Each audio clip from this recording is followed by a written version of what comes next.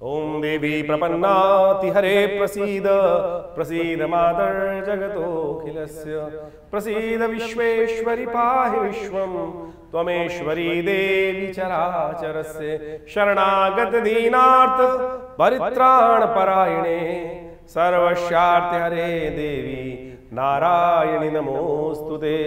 नमस्कार, स्वागत है आपका आचार्य वाणी में। मैं आचार्य डॉक्टर विक्रमादित्य आपके साथ हूँ और आज का विषय जो है जिसका हम बात करने जा रहे हैं वो है वृषभ राशि वालों के लिए आने वाले समय में ग्रहों का योग किस प्रकार से रहेगा। जून के अंतिम भाग में जो ग्रह परिवर्तन की तरफ जा रहे हैं वो क्या करेंगे आपके लिए। जून में कई ग्रहों का परिवर्तन का योग बना। बृहस्पति अस्त हो गए और वो चल रहे हैं अस्त अभी। मंगल बहुत दिन बाद परिवर्तित हुए लेकिन परिवर्तन करते हुए उन्होंने षडाष्टक योग बना दिया। शुक्र आपकी राशि में आ रहे हैं, अपने घर आ रहे हैं। बुध अपने घर से जा रहे हैं।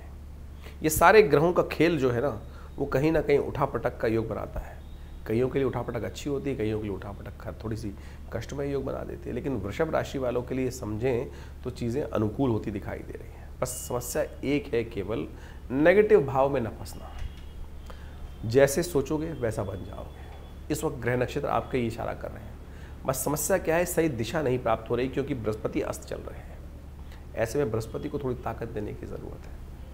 बृहस्पति और थोड़ी अपनी चाल बिगाड़ते दिखाई दे रहे हैं ऐसे में, क्योंकि बृहस्पति राहु के आघोष में चाहते दिखाई दे रहे हैं।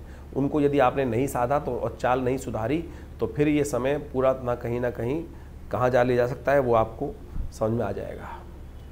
ऐसे में इस आषाढ़ के महीने में जो ग्रहों का योग आपने समझा षडाष्टक योग चल रहा है, जो विश्व में कोलाहल उत्पन्न कर रहा है। इस आषाढ़ के महीने में 5 बृहस्पतिवार का योग बन रहा है जो कहीं ना कहीं क्लैश देने के योग बना रहा है। ये सब योग कहाँ किसको कैसे प्रभावित करेंगे, आपकी राशि पर इसका प्रभाव क्या होगा वो भी आप समझ लें। 21 तारीख के दिन 21 जून के दिन शनिवार का दिन पड़ रहा है।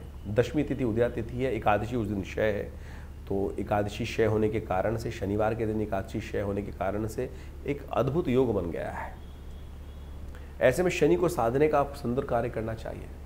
भगवान जो विष्णु हैं वो पालक हैं, पालने वाले हैं, समस्त कष्टों को दूर करने वाले हैं।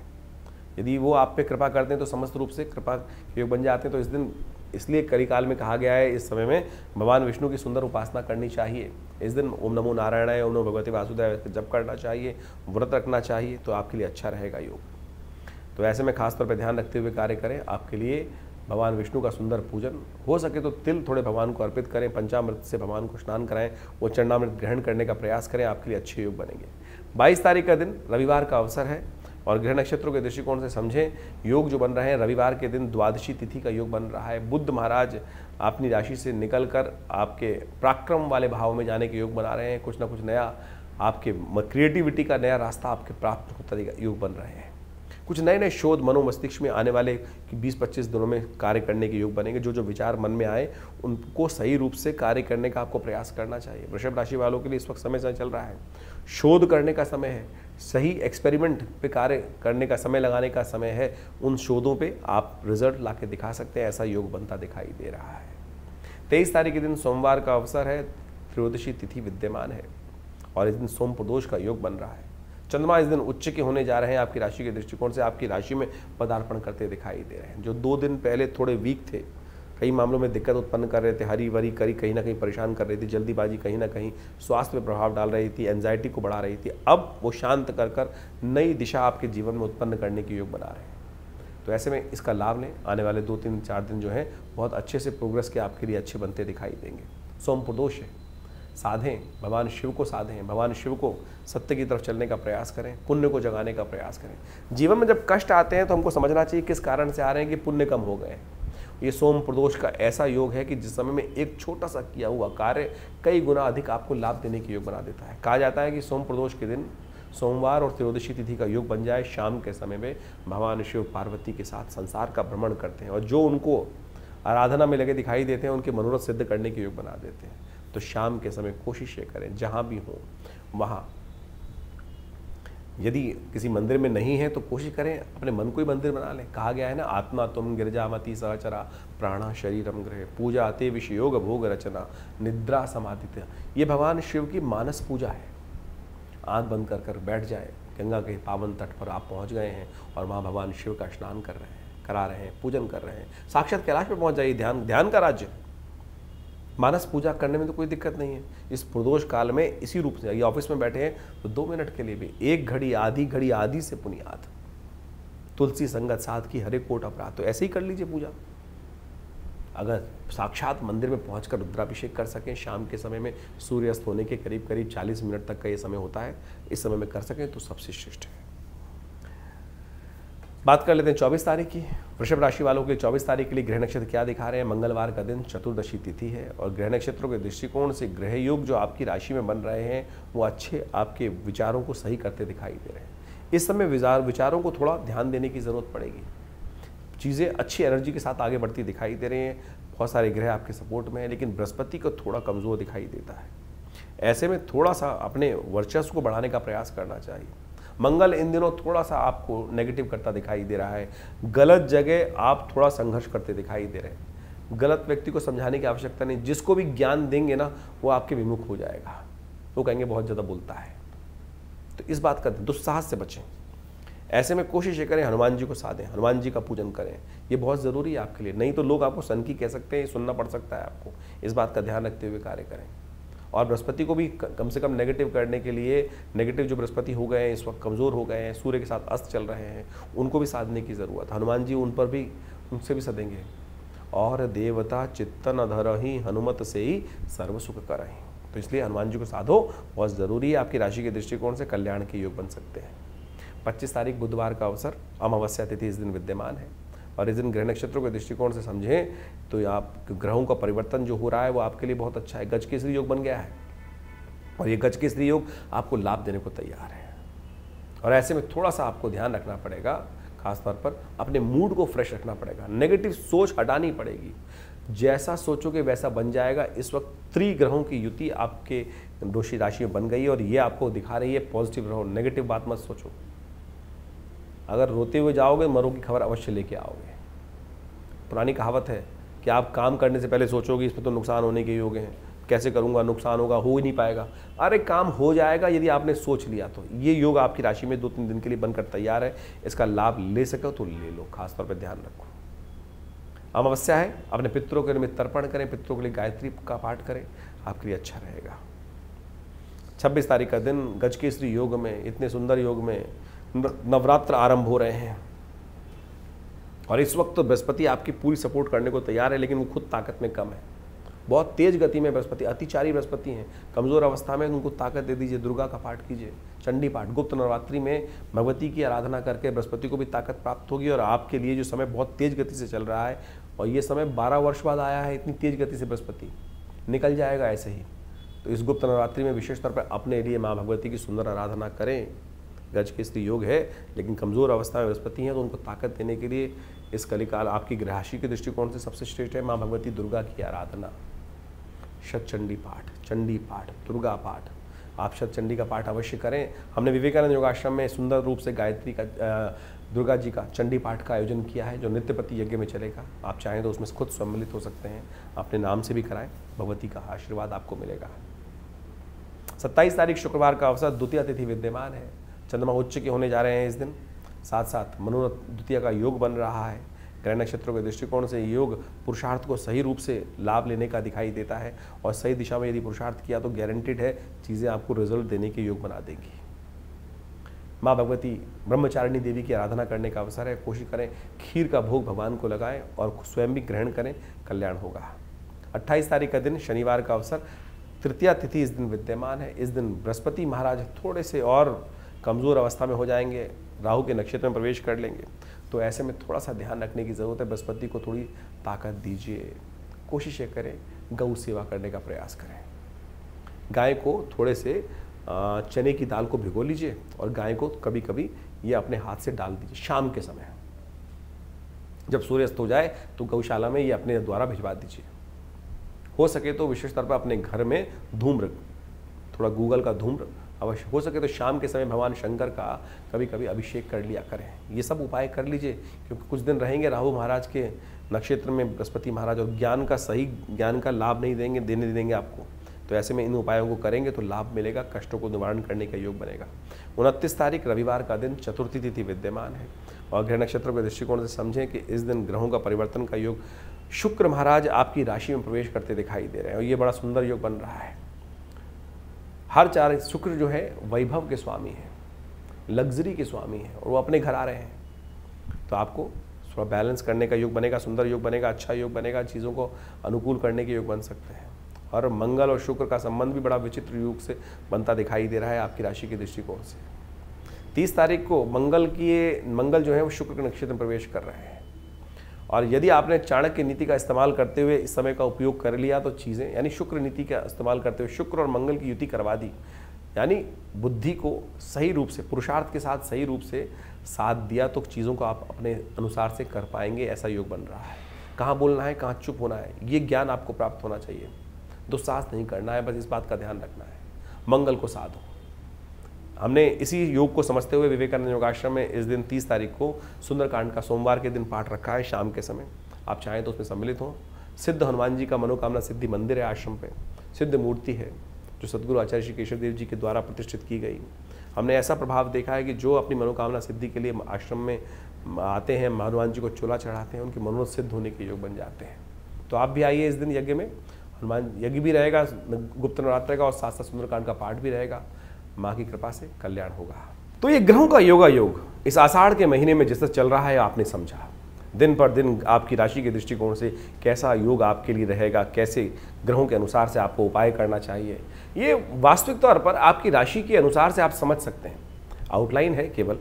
देखिए, वैसे तो हर व्यक्ति का भाग्य अलग अलग होता है, राशि के अनुसार से केवल आउटर पेरिफेरियल पे रूप में हम समझ सकते हैं, लेकिन वो भी एक ज्योतिष का एक अद्भुत पैमाना है जिसके द्वारा हम राशि के दृष्टिकोण से चीज़ों को समझते हैं।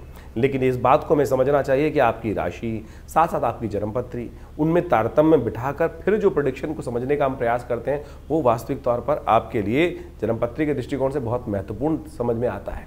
और ये ज्योतिष दिखाता है भविष्य के दृष्टिकोण से कि कैसा समय आपके लिए रहने वाला है। बुद्धिमान व्यक्ति वही होता है जो समय को पहचान ले, समय के अनुसार से कार्य कर ले। हजारों बार आपने समय के अनुसार से कार्य किया होगा और कई बार आपके हाथ से समय फिसल भी गया होगा क्योंकि चीज़ें आपको समझ में नहीं आई होगी। बाद में हमने विचार किया होगा कि उस समय यदि सही विचार हमारे मनोमस्तिष्क में आ गया होता तो हम आज कहाँ के कहाँ पहुँच गए होते। यही है बुद्धिमानी, यही ज्योतिष का नेत्र है, दिव्य नेत्र, जो सही समय पर यदि प्राप्त हो जाए तो चीज़ें आपके किस प्रकार से आपके जीवन में घटित हो सकती हैं। देखिए, बड़े भाग्य मानुष तन पावा, बड़े भाग्य से मनुष्य तन प्राप्त होता है। इसको ऐसे ही केवल भूस में लट मार मार के निकालने की आवश्यकता नहीं है। ज्ञान विज्ञान के उपयोग को अपने जीवन में उतारते हुए, ग्रहों के योगा योग को, दिन पर दिन जो ग्रहों का परिवर्तन है उसको समझते हुए यदि जीवन में हम समय का पहचानते हुए कार्य करेंगे तो जीवन में बहुत तीव्र गति से अपने लक्ष्य की प्राप्ति के निमित्त हम लक्ष्य की तरफ अग्रसित होने के सुंदर कार्य बना सकते हैं। ज्योतिष उसमें एक अद्भुत रूप से लाभ भी दे सकता है समय के अनुसार से। समय समय पर हमने भी अपने चैनल के माध्यम से आपके समक्ष विभिन्न भविष्यवाणियां उपस्थित करी हैं। आषाढ़ का महीना जिस प्रकार के योगों को लेकर आया है, षडाष्टक योग, शनि मंगल का योग चल रहा है।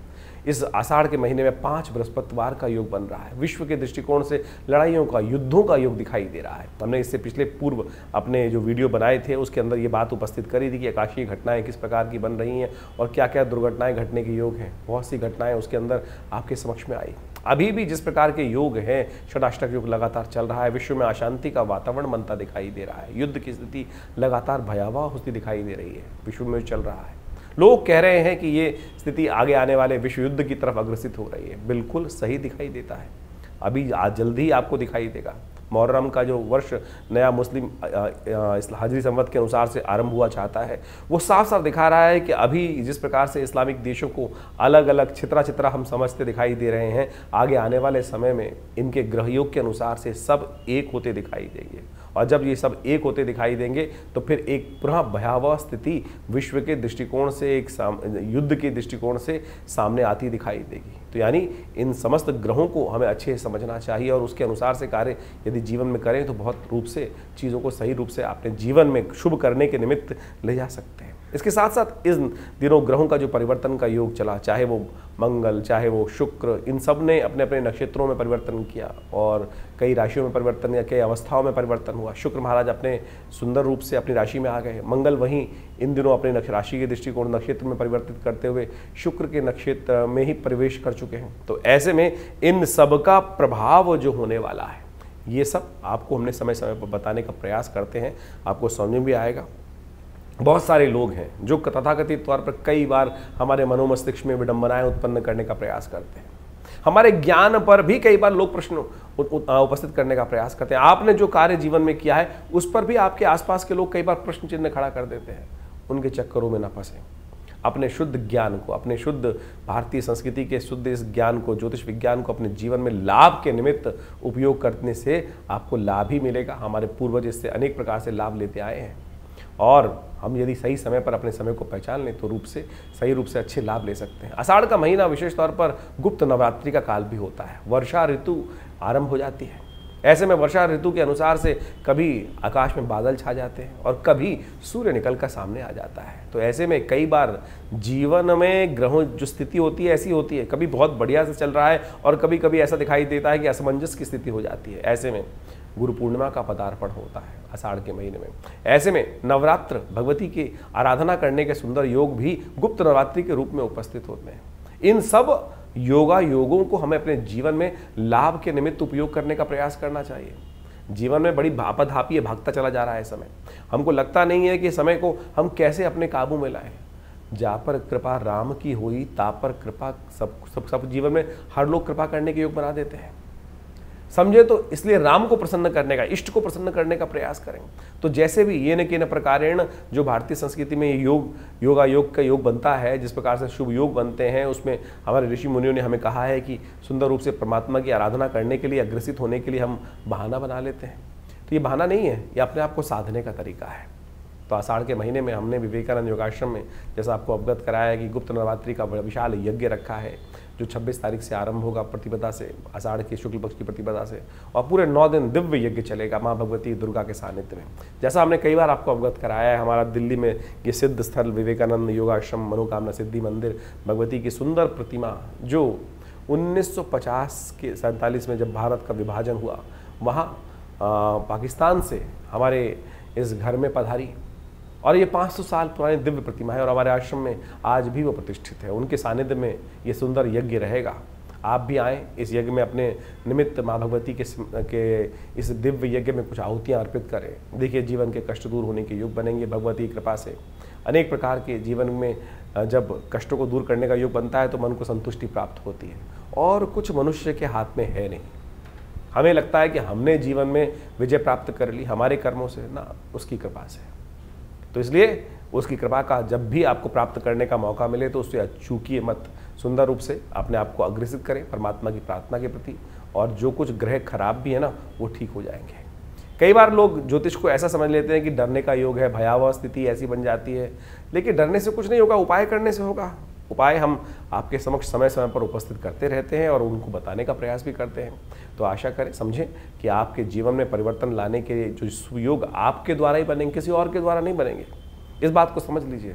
यदि आप उदासीन हो गए तो फिर कुछ नहीं कर पाएंगे। विश्वास रखें कि आपके आत्मविश्वास के द्वारा ही, आपके द्वारा किए गए कर्म से ही आपके जीवन में शुभ का मार्ग बनना है। हम कई बार ऐसे उदासीन हो जाते हैं, अरे कुछ नहीं होने वाला, अरे सब कुछ होगा। वेद कहता है ना, उपनिषद कहता है ना, उत्तिष्ठ जागृत प्राप्त वरान निबोधता। उठो जागो चलो, जब तक लक्ष्य की सिद्धि ना कर लो तब तक बैठना मत। ज्योतिष उसी में आपके उत्साह को और वर्धन करने का योग बनाता है कि आपकी दिशाएं ठीक है। यदि एक थोड़ी सी रुकावट आ रही है, इसको मैं अपने ये किसी भी प्रकार से भगवान की प्रार्थना या कुछ उपाय करके ठीक कर लूँ तो बिल्कुल उन रास्ते की जो रुकावटें हैं, हिंड्रेंसेस हैं, उनको साइडलाइन करके उनसे बच के आगे निकल जाऊँगा। देखिए, देखने का तरीका है, नज़रिया का तरीका है। हम उस नज़रिए को आपके समक्ष रखने का प्रयास करते हैं और आशा करते हैं आप सही रूप से इन चीज़ों को समझकर अपने जीवन में शुभ की तरफ अग्रसित करने के योग बनाएंगे। और हमारा ये आश्रम विवेकानंद योगाश्रम हमेशा आपके साथ बहुत सारे वीडियोज़ को, बहुत सारे कार्यक्रमों को साझा करता रहता है। आइए विवेकानंद योगाश्रम में जुड़िए इन कार्यक्रमों के साथ और अपनी संस्कृति के सही रूप को पहचानने का प्रयास करेंगे तो अच्छा रहेगा।